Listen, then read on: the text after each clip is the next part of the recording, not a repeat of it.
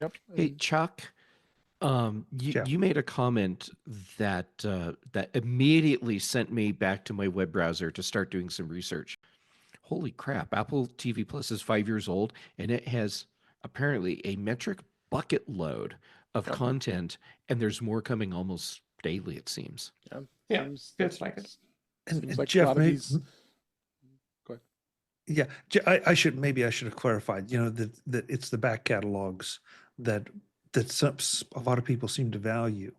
And yes, there's some there on Apple TV Plus, but you've hit it on the nose. It's the new stuff, and there's more coming, and new as in, let's just say, in the last 2 or 3 years, that it competes very well with some of the others. It's the Mhm. idea that people go back and say, "Oh, I want to go back and watch episodes of MASH." I mean, and nothing wrong with MASH or any of the other legacy shows, but let's get away from nostalgia. Let's look at what's current, and that's where I think Apple TV Plus shines. Well, I that's just Apple. ran. Yes, Apple TV Plus is not an archive service. It's not a back catalog service. Apple does original content, and Patrice, I know you're doing this. Of course, there's exceptions, but They have some. Yes. they have some. But for the most part, Apple is all about original content. Whereas, Yeah. like with Netflix, it was all about all the old stuff, and then they got into doing new stuff. Yeah. Apple's just really focused on the new stuff. Remember those experiments Apple did for, I think, was it 2 months, of like having a ton of like really good movies from a back catalog from other Mhm. Mhm. other producers. I'm kind of wondering if they haven't like done some sort of deal and we're getting more and more of that now. Wouldn't be surprised. And it's great because if I remember those experiments correctly, Patrice, it was a nice variety of things that Mhm. lasted for a decent period of time, but it wasn't going to be available forever. Yeah. And so if I wanted to watch, oh gee, I don't know, Yeah. An old favorite Top movie. Gun. Okay, Top Gun. Yeah. Top So if Gun I was wanted to one, I watch Top think. Gun, yeah, it was there for a while. Mhm. It's like, oh yeah, okay, great. So there's my little dose of nostalgia, but then Mhm. come back to Apple Yeah. TV Plus for something new. Although I And, was Yeah, they and would- keep that in mind. Like the other services, stuff disappears from them as well. Mm-hmm. Like as one example is because we're talking about Stargate SG1. I heard the other day, Stargate SG1 is disappearing from Amazon for some reason. Who knows why? Because they actually own it, but it's disappearing. So stuff disappears from those services all the time. Yeah, And now they're I on mean, they're on Comet TV now. I just noticed that. Yeah. Ah, okay. 263. Nice. So, Wait, Ben, Patrice, you just stopped my heart because I didn't know until just now that Stargate's leaving Amazon Prime. Mm-hmm.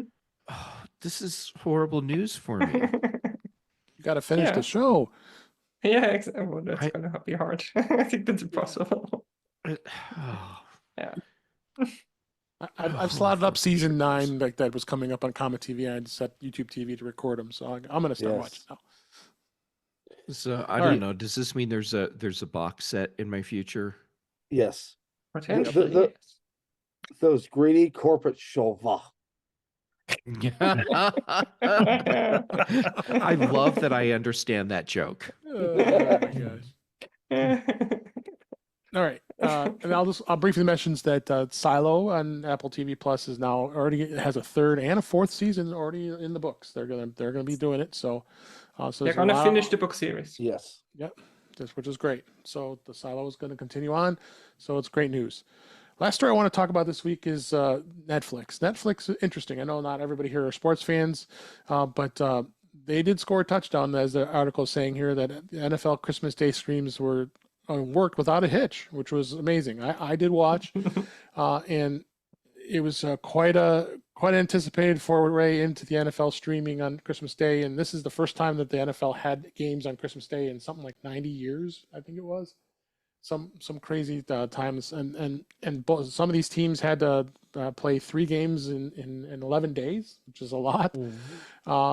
Wait. You're saying that these sports people that are paid ridiculously insane amount of money had to Uh-huh. work 3 out of 11 days, and people are saying, well, that's a lot of work. Holy forking shirt balls. Come on. Yes. Yeah, I'll move on. for 60 minutes too. by For the way. 60 Yeah, well. minutes. And Um, they all wear costumes that I guarantee you none of them had to pay for. Costumes. Costumes. So I mean, the experience was good. The announcers were horrible. The pregame was just beyond horrible. And then someone's talking, and all of a sudden, because now they had ads, which is unusual for Netflix. They don't ever run ads. So the game had ads for the whole time, each game, and person's talking, and all of a sudden they interrupt her right in the middle of her sentence and put on an ad for a new Netflix show that's coming on, and just interrupt her. So, but overall, it was a good experience, compared to what the Tyson fight was with all the all the buffering and such. So they had something like 65 million people watching both games. So, is this a future thing that Netflix is going to do? Probably. Ben, you're a sports fan. What do you think on this? I hope not. But I mean, quite frankly, the stream looked like circa 2018 Amazon Prime. Yeah, it was not great. It was okay. Both I games mean, were it was- blowouts, so Yeah.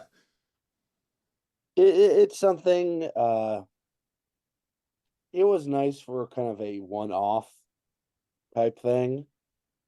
Yeah. But if Amazon wants to get into the ring on this, so to speak, which they already are.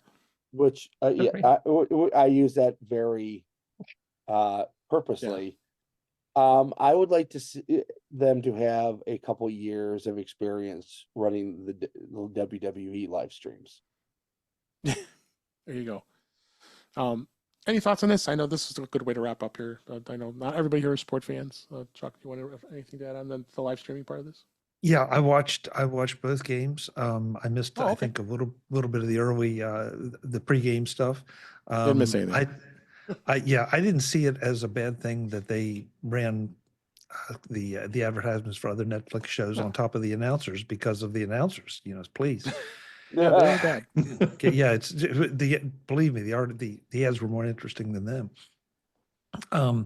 It was very clear, like if you didn't watch, the football shaped cakes that they gave out and the red robes and velvet. everything. Yeah, and it's yeah. like, okay, Kelsey Mahomes walked out. Oh my God, that was so funny. oh yeah, but again, something a little bit different. They were trying to differentiate themselves. Frankly, the only thing, in my humble opinion, the only thing worse than the announcers was the halftime shows. That's a whole nother discussion that we won't get Beyonce? into here because I will get in trouble. But they pulled it off. They pulled it off. They They did. took a big risk, and I don't know what it cost them because I was dreading it. 150 million they paid for that. 150. Okay, so I was dreading it because of what happened with the Tyson fight. So, but the stream was absolutely perfect while I was watching it, and I think it just opens the door for Netflix to now prove that we can handle it. So, Anything else you guys want to add? I was in a Christmas Day raw cookie dough comatose for the day, so I did not. I kept saying to myself, "Isn't there some football on here I could watch?" And just completely missed the Netflix thing.